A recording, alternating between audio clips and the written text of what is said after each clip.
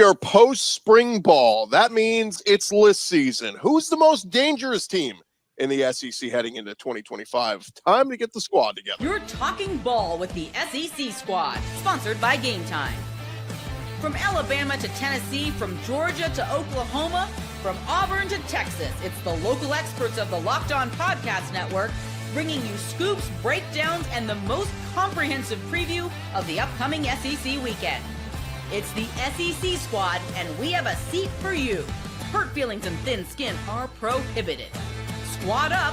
You're part of the SEC squad. Oh, yeah. Welcome into the SEC squad. Sit back, grab your favorite beverage, and join us as we get you ready for another wild week. Talking all things SEC. Today's episode is brought to you by Game Time.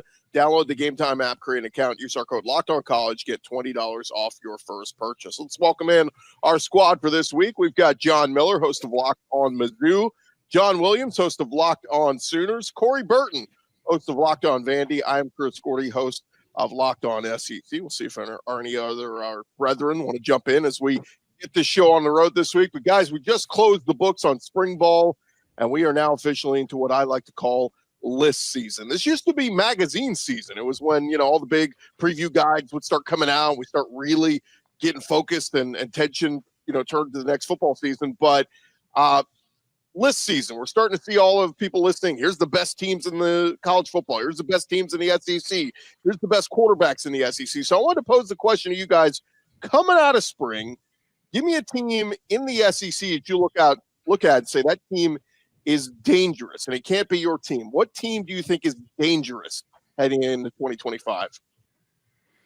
I think Tennessee is starting to fly under the radar a little bit simply because of the whole Nico Iamaleava thing. I think they're always a dangerous team. Any Josh Heupel team is dangerous. They were just in the playoff last year. I know they got humiliated by Ohio State. I think some of that is lowering their expectations almost to an unfair point. I think I'll say this because John can't per the rules, but I think Oklahoma is dangerous there with John Mateer and Arbuckle and everything and all that they got going on with their team. I think they improved a lot throughout the portal, and their team I think people need to watch out for. Venables has kind of fixed some things that he needed to fix on the offensive side of the ball. Hopefully, John, for your sake, y'all stay healthy. Vandy doesn't play y'all, so I don't care what you do. So, but I think you guys are dangerous. And then, Chris, since you can't talk about LSU, they're potentially dangerous too. They've got a lot of talent, and I'm really excited to see what Barryon Brown can do. He's a Nashville product, so we'll partial to that one. Yeah, I think, and Oklahoma fans are going to hate it when I say this, but I think Missouri is flying a little bit under the radar right now, and I hate even saying it, but the schedule really kind of lines up fairly well for them. There's not a whole lot going on with that. I mean, obviously they got the games against Alabama, Texas A&M. They're going to loom large. You got South Carolina as well, but the rest of it's pretty manageable for them. And then you got that game at Oklahoma, the second to last weekend of the season. But if they can steal a couple games in there, they might be flirting with a 10-win season once again. The other one is Auburn. Again, Oklahoma fans are going to hate it if I say it, because if Jackson Arnold is able to get the monkey off of his back from the 2024 season, Auburn's got the weapons, man, to make him a prolific quarterback in the SEC. Again, it's big ifs, but those are two of the teams that I think are still flying a little bit under the radar. Past that, I think everybody's probably pretty accurately ranked or rated right now. Yeah, I think everyone except for Kentucky, you can say, is pretty dangerous, because I'm not buying Kentucky at all. I'm not really buying Mississippi State at all either, but I think the rest of the teams in the conference, you could say, you can make some sort of claim that, hey, you better watch out for this team, because, they got a piece here, a piece there, some pieces over on the lines, and, whatever the case may be per those teams, you can make a case that they're all dangerous. So this conference is at an all-time high, just in general. So Williams, Jackson Arnold, you're really a believer, huh? That's ironic. I love the irony. Give it to me. Jackson Arnold ship. I know I've been one of those guys that have been driving the hype train even back to last offseason. I still think the talent is immense. I think what happened in 2024, offensive line, so many injuries that you're down to your 3 deep. Wide receiver issues, so many injuries that you're down to your 3 deep. That's not an adequate place to be if you're trying to develop a quarterback. You have an offensive coordinator change midseason. None of it went well for the kid, but there's the talent. The talent is there. To me, now it's about the mental aspect. Can he bounce back mentally from what was a really, really rough season? And it's just moments too, where, okay, you get the ball first and goal at the 5-yard line against Tennessee early in the season. What do you do the very next play? You fumble the ball. Okay. It's 23-23 in the final couple minutes against Missouri. And what do? You fumble the ball. Mizzou picks it up, runs it the other way. So it's those kind of things where if he can correct those and he gets a little bit of help from people around him, then I think he has the chance to be pretty good. But it's just a matter, I think, of the mental game. I still think he's got the tools to be a dynamic player. Yeah, I wanted to bring this up real quick, and well, I'll bring it up here in a second. But guys, the rankings coming out for some of the different publications and putting where they think teams stand right now, and it's what's interesting is seeing the teams that are catching a lot of love, and I've seen some people are really getting optimistic on Alabama, and I'm just curious where you guys stand on them, because obviously Kalen DeBoer, 9-4, not the bar. They expect to make the playoff every year in the Saban era. And so a lot of people are buying into it, obviously with the hiring of Ryan Grubb as offensive coordinator. But where are you guys in Alabama? Are you saying this is a playoff team this year in terms of the Tide? I don't know. Kind of, I think they can be. I think if Kalen DeBoer finds his guy in Ty Simpson and he proves to be that distributor kind of quarterback that they need with Ryan Grubb calling the plays, I think they can be. Will they? It remains to be seen. They're going to have to kind of prove it for me, but I think they're in a better position now than they were prior to Ryan Grubb being hired and with Jalen Milroe as quarterback. Yeah, I just need to see it. Like, I think obviously it's Alabama. There's going to be talent. It's going to be a good team. I think Kalen DeBoer is a great coach. Ryan Grubb has been one of the hottest offensive coordinator names in college football for 3-4 years. Now you just have to go prove it. You had an established team, an experienced team last year, and you fell flat in some games. Can you rise to the occasion with some inexperience, especially at quarterback? That's going to be the question. I think they've got some talent. It's a matter of, can that inexperience be not so much covered up? Can it be built up to where they're not falling flat in big time games? I tend to think they're going to go young at quarterback this season too. And I tend to be fairly bullish on Alabama. I certainly don't want to be dismissive of that program, but really, especially Kalen DeBoer. I think he proved what an excellent coach he is at Washington already. Alabama is obviously a different animal, but I do think it's a pretty amazing what pressure he seems to be under in year two. But yeah, I can't be dismissive of Alabama. At the same time, I do think they're sort of maybe in the pile with Tennessee and Ole Miss a little bit, maybe Texas A&M and Missouri, that kind of deal. Teams that have some question marks at quarterback, but otherwise have pretty impressive rosters. How do we feel about Texas A&M? Good team, but tell me, can Marcel Reed become a passer? Yeah, I agree. I feel like every week I gave up on Marcel Reed. He would have a good game, and then I'd start to buy in, and then he would prove the previous opinion right. So I need to see some consistency from him before I totally buy into Texas A&M this year.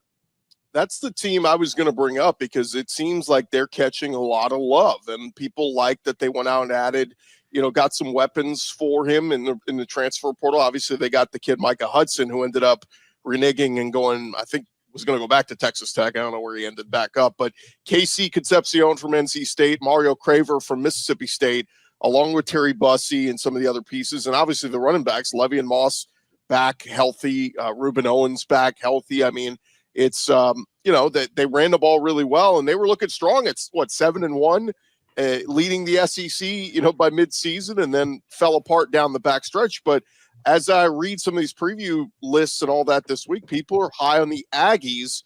I just wonder, guys, there's a reason why they call them Texas 8-4. I mean, it feels like they're stuck in that rut that they can never get over the hump. What say you? Yeah, and to me, you're going to have a good defense with Mike Elko. I think you're going to be good in the trenches. You're going to have a good run game. Mm-hmm. But can you win a 34-31 game? Is Marcel Reed going to be able to throw well enough? Is he going to make that developmental jump to become a better passer to win some of those football games for him? You're not going to be able to grind out every game just with a ground game. You can win some games like that, but you're going to be in some big time matchups where you're going to have to throw the ball and you're going to have to rely on Marcel Reed to pick up a big time 3rd and 9, 3rd and 12 to keep a drive going to go get a game winning score. Can he do that? That's my question with him. And I think he can. It's just developmental. You just got to keep developing, keep growing as a player and as a passer. He's got all the other tools, man. The dude is lights out as a runner. He seems to have the intangibles there as just a gamer. He's one that can step up in big games, but now he's got to show it as a passer to become that complete player at quarterback. Yeah, I agree totally with that, John. That's completely with Marcel Reed being a complete passer. I wonder what it would have taken for A&M to have kept Connor Wigman around, who ends up at Houston. Obviously a really highly touted player coming out of high school, had his moments last season. Heck, he started against Missouri, and you guys mentioned they were 7-1. I think that was probably their high point of the season there, coming off a big win against my Tigers. And like you say, they kind of, Wigman got hurt a little bit, but man, I just liked when they had both of those options as opposed to one. You see all the money that's thrown around in College Station. I just wonder what it would have kept him around, and did they keep the right quarterback? Quite honestly, did he want to stick around? That's the other part of it, obviously.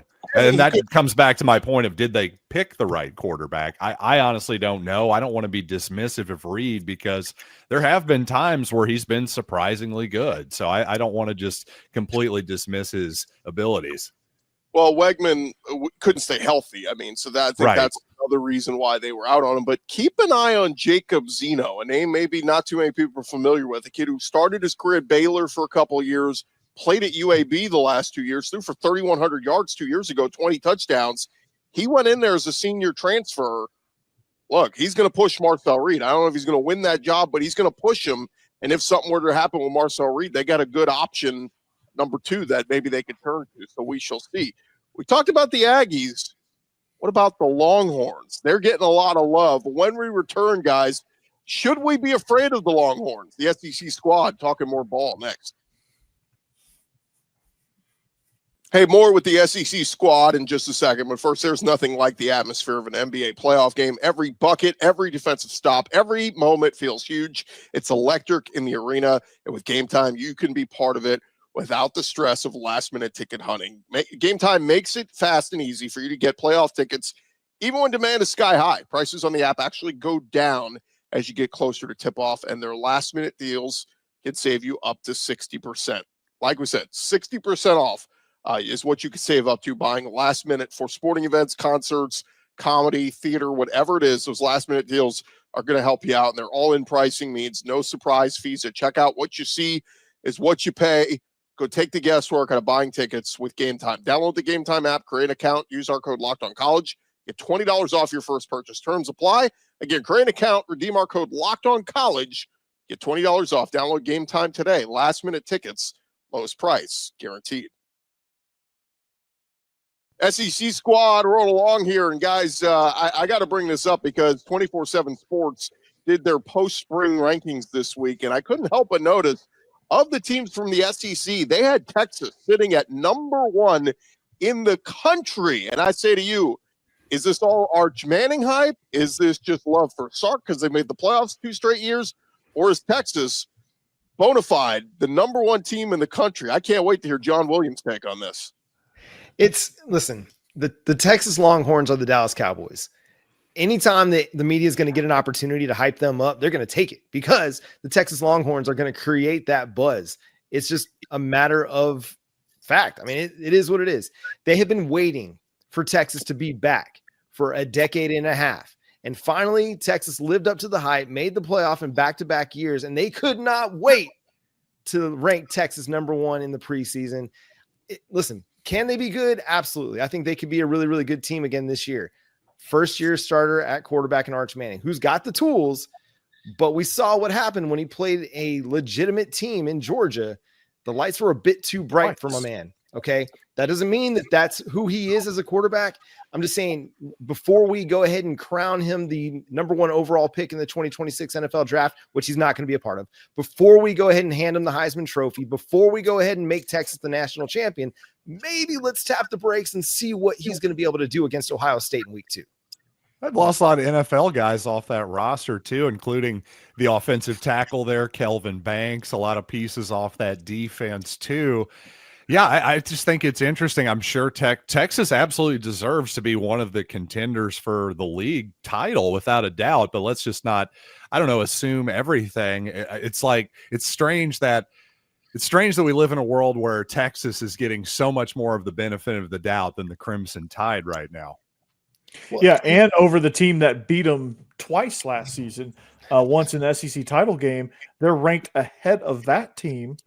And that team didn't really lose as much to the NFL draft as Texas did. They return a lot of production defensively. Georgia does.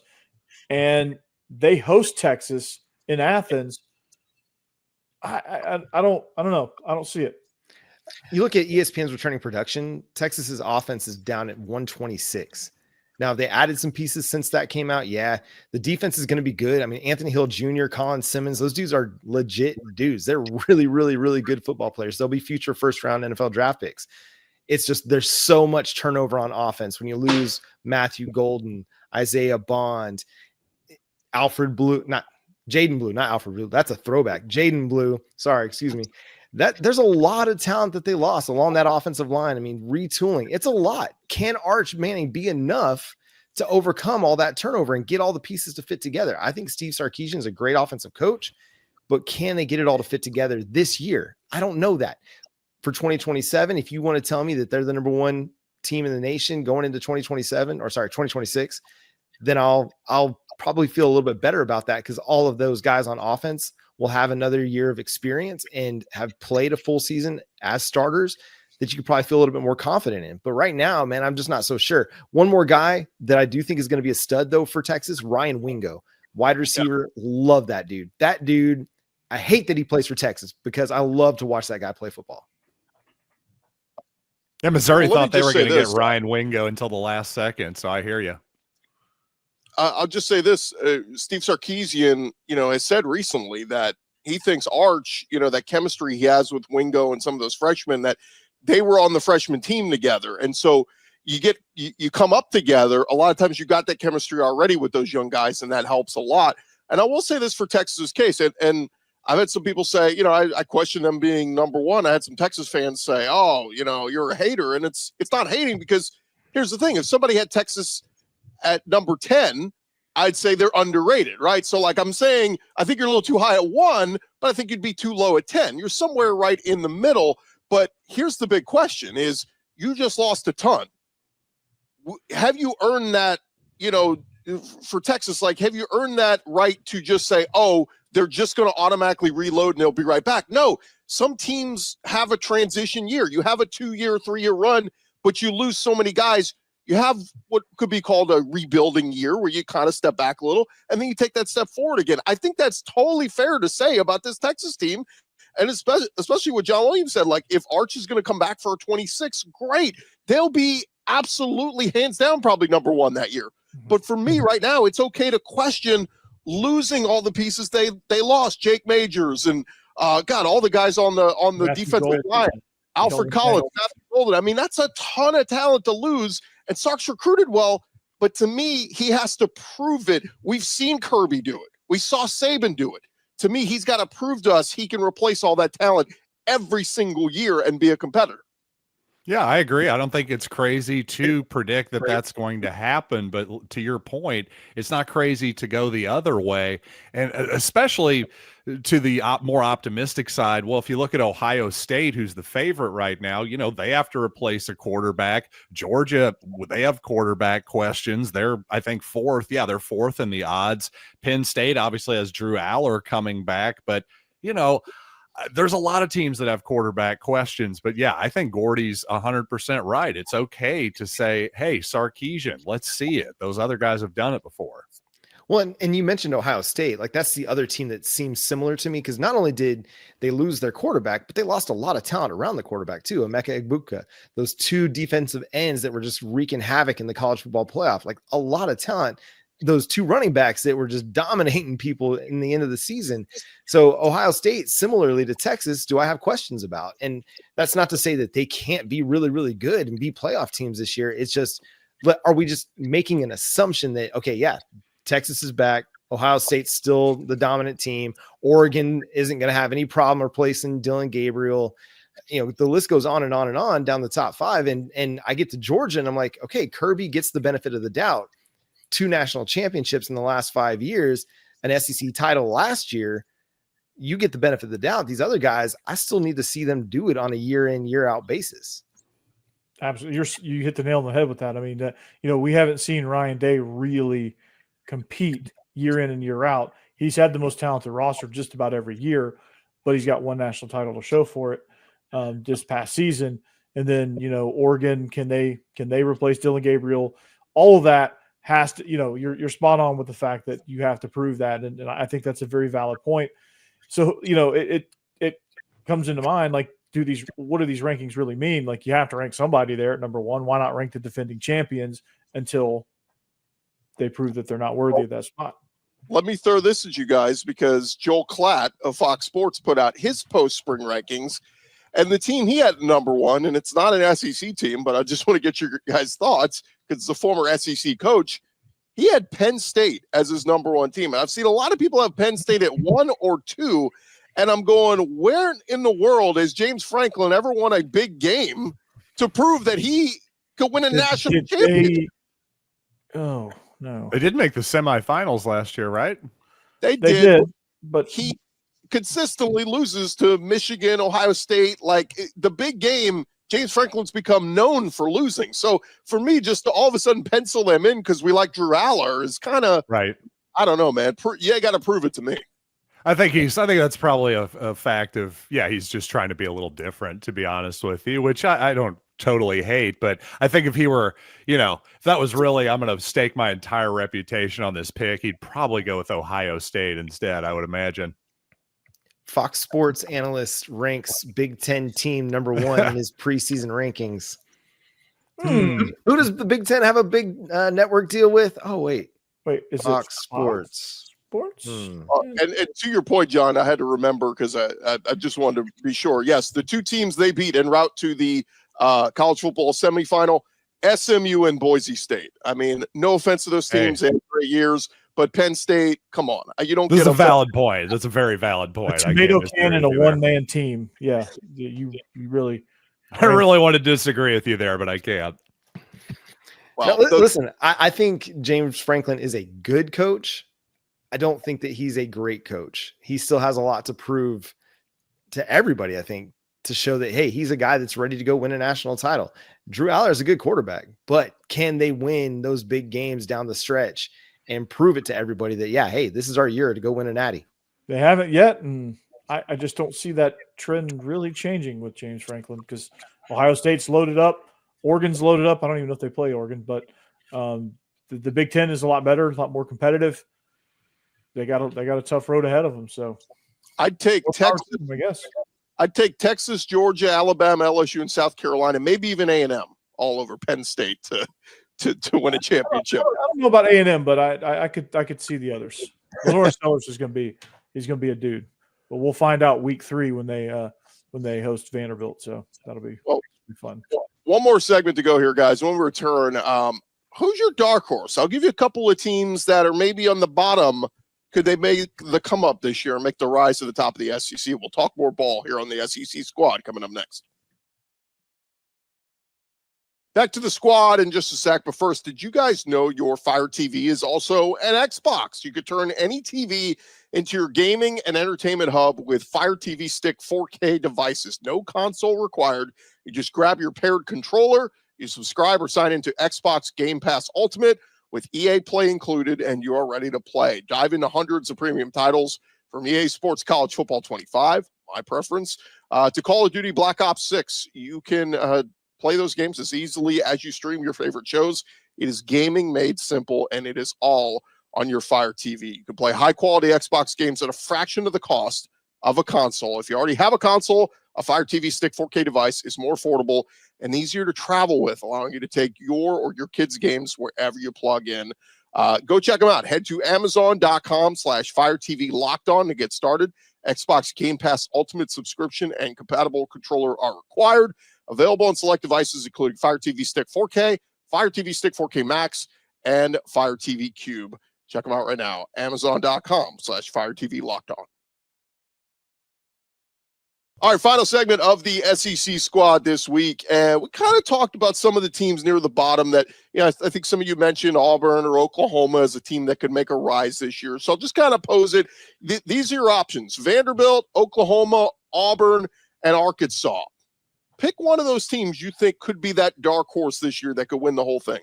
I don't know if you know who I'm going to pick here, but you have arguably one of the top quarterbacks in the conference with Diego Pavia. Rebuild offensive line, some question marks at the offensive skill positions, but defense is loaded up for bear. They're going to control the clock and play really good defense. So, I think Vandy could be a dark horse to really make some noise, SEC title kind of noise. I don't know, but they're going to make some noise nonetheless. Yeah, I think Oklahoma's got a chance to be a playoff contender. I don't think that that's unreasonable. I think they've got a defense that's ready to go compete. This was an offensive way from being a playoff contender last year, but the offense was so bad that they only averaged like 13 points per game in SEC play when you take all those defensive touchdowns off the board. That's how bad the offense was last year. If it's respectable, it doesn't even have to be 40 points per game. If it's around 30 points per game, this is a team that flirts with 9-10 wins and is flirting with a playoff spot as they enter November. Now they've got a tough stretch in November where they play Tennessee and Alabama, Mizzou, and LSU. And that's going to tell the story of their season. Obviously that Texas game looms large as well, but they're going to be a team that's going to be in the mix. I think in November, it's just how they manage those final four games is going to be the story. And I think, again, you got John Mateer. We talked about it a few months ago when I was on this show about how Ohio State, Notre Dame made the college football playoff national championship with transfer portal quarterbacks in their first year with those programs. John Mateer, a transfer portal quarterback, an athletic running quarterback, similar to Will Howard, Riley Leonard, a dude that everybody believes is a leader. He's a gamer. I think the pieces are in place. Now it's just a matter of them going out there and proving that, hey, what happened last year, aberration. That's not who Oklahoma is. They're ready to go win some games. I think the smart money is on the Oklahoma Sooners as well, especially from the teams you listed. But since Williams did a better job than I can of telling you the Sooners' tale there, I'm going to actually go off the board. Give me the Kentucky Wildcats. I was actually surprised that Corey was so dismissive of Kentucky. I get it. They're not the sexy team right now, but Mark Stoops knows how to coach football. There may be a ceiling to what he does, but I think there's a pretty high floor to what he does as well, to the point where you're not going to go into the basement. And based on all the rankings I'm looking at, Kentucky's got a pretty good transfer portal class here. They beat Ole Miss last year and probably, I'd say definitely cost them a shot at the college football playoff. So I just can't be quite as dismissive of Kentucky. Maybe Corey knows something that I don't know, to be fair. I just feel like Mark Stoops has one foot out the door. I mean, he flirted with Texas A&M last year. I think that did a number on his reputation there. I just think maybe his message is getting a little stale. I don't feel like that team is very inspired to play hard for him. And then Zach Calzada just doesn't do it for me. But we assume he's going to win that job. Cutter Boley was their freshman recruit last year, played a little bit on the back end of last year. But that's Kentucky's like the ultimate wild card. Like they went in the portal, and either this thing could be an abject disaster, or they could be pretty damn competitive. Dante Dowdle, who was the running back in Nebraska, is decent. Calzada has played a lot of football if he ends up being the starter. They get Kendrick Law from Alabama. I think they got J.J. Hester from Oklahoma. I mean, it's Jamori Macklin. I mean, it's like this hodgepodge of like, pick a card, any card, and that's how they put this roster together. It may be a disaster, but it also could work. They have a saying for this. I can't say the second half of it. It's either going to be chicken salad or the rest. So chicken scratch. There you go. There you go. So John, your point on John Mateer, I think there's a little bit of difference there with him being a transfer portal quarterback. It's not your average transfer portal quarterback situation because Arbuckle is coming with him. And I think there's something to be had with that system. I think it's why Diego Pavia hit so well in Nashville at Vandy, because he had Jerry Kill and Tim Beck, the combination coming with him. So he was an expert on the system. He could elevate everybody around him. I think Mateer is going to do something similar in Oklahoma, which is why I think it's going to be different than your average, this is your first year transfer quarterback situation. Yeah, we totally agree. I think everybody's excited because part of the reason we have high expectations for what this offense can do is because you have two voices that are able to get this offense humming. You've got Ben Arbuckle, the offensive coordinator. You've got John Mateer, the quarterback that can help off the field, get everybody on the same page. And they've brought in John Mateer's quarterback coach from Washington State as well. He was an analyst up there. He's going to be an analyst with Oklahoma. John Kuzieski, a dude that was part of the development of John Mateer, as well as Cam Ward. So a guy that, I mean, these guys know offensive football. And again, they just got to be respectable. Brent Venables is going to put a good defense on the field, and he's going to be one of the better defensive play callers in college football again this year. It's just got to get a respectable offense. You cannot have the abject failure that was Oklahoma's offense last year repeat itself, but it's not going to. It's going to be much better than what it was. Yeah, Well, dumpster fire. Let me give you guys my dark horse from that list. I'm going to go with Arkansas just because. Taylor Green. What are they going to be? Yeah, Taylor Green comes back as one of the more experienced quarterbacks in the SEC. He was really good last year. What about a wild card? That's another one.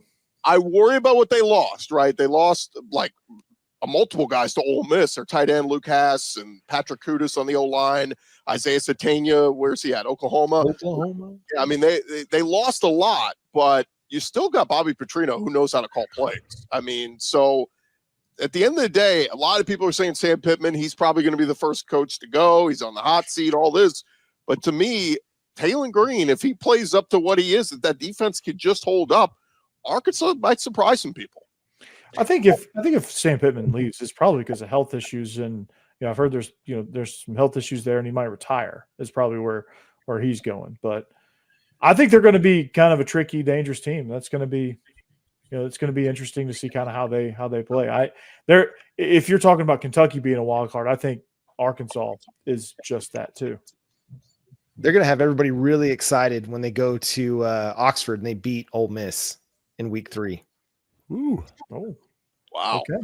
I listen, if we're going to talk like regression candidates, Ole Miss has got to be at the top of the page. Sorry, Stephen Willis. I don't mean to cause you stress, but I mean, we talk about teams that lost a lot.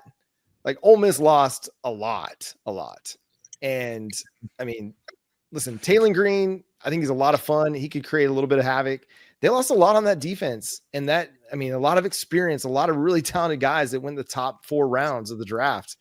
That's going to be hard to replace, and that might be a bold prediction right here, but it would not surprise me in the least to see Arkansas go pull that upset off. And I think Steve would even tell you this, that those Arkansas Ole Miss games are about as unpredictable as they get. Like, you never know. Like that one year, I think it was with KJ Jefferson, where that game was like 50. It looked like an arena football game score. Yeah.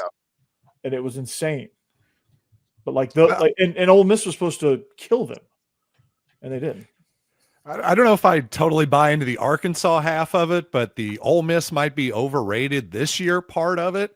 I am kind of buying into that, and I bought into Ole Miss last year. So this isn't a bias thing. I like Williams' take there. I really do. Yeah, I mean, Ole Miss, they're replacing probably one of their best quarterbacks in school history, Jackson Dart. And that's no disrespect to Eli Manning or Matt Corral or even Archie. But it's true. They got to replace all of that production, and that's not an easy thing to do, even for Lane Kiffin, the portal king. It's not easy. So they're naturally going to take a step back. How far of a step back that is, I'm not sure, but it all depends on Austin Simmons and how he progresses throughout the schedule and how he responds to more than just a drive or two that he had against Georgia. Well, you mentioned Portal King. I mean, it's 29 new guys coming in, but this Lane has done this the last 2 years, and they've been successful doing it. So that's core, though. I mean, they've had a core of guys they could lean on. I don't think they quite have that core this year. That's the difference. To me, if Ole Miss is going to be successful, they've got to get that run game back, because that's why they took 3 losses last year, in my opinion, was they didn't have the balanced run game to complement the offense, play ball control, stop having to punt and give the ball to the opponent. I think if they can get that run game, that's going to help Austin Simmons development way more. And yeah, I'm with you. Austin Simmons 2026 could be very scary, but maybe he has to go through some of those growing pains this year. Maybe it's an 8-4 type season for Ole Miss, but maybe building blocks for the 2026 season. We shall see. Now, Brandon's not here. Hold on. Brandon's not here. So I want to throw this out there for the chat and for everybody listening around the world. The Florida Gators are getting some love. DJ Lagway, are we high on the Gators, or what do we think about them? Schedule's still brutal, man. I love Lagway, but it still is a tough schedule. And like Lagway could be good, they could be a good team, but I think they're at LSU week 3. You got Texas. I mean, it's a tough Miami, I think it's the schedule, right? Yeah, I mean, so again, like they could be good, but still be 6-6, and we're talking about Billy Napier on the hot seat once again. So I buy in Lagway. Like I think he's going to be awesome, but the shoulder injury kind of scares me a little bit. The running backs, I like Jaden Baugh and some of the pieces they have there, but we'll see. Yeah, he still hasn't totally LSU, proven it yet either, but yeah, I like the talent too. Yeah, you go at LSU, at Miami, a week off, then you got Texas, A&M.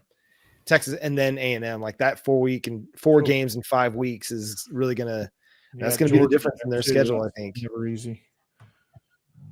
Yeah, I mean, if Florida could get Texas's schedule, maybe they could win an SEC title or two. You know, that's just kind of how it goes. You'd all be so lucky. We'll leave it there. Thanks so much for you guys for checking us out. Remember to follow and subscribe to your favorite SEC show. We'll be covering your favorite team every day throughout the offseason and into the season. Don't forget, I'll have you covered with the entire conference every day with Locked On SEC, part of the Locked On Podcast Network, covering your team every day. Talk to you guys next week. Peace.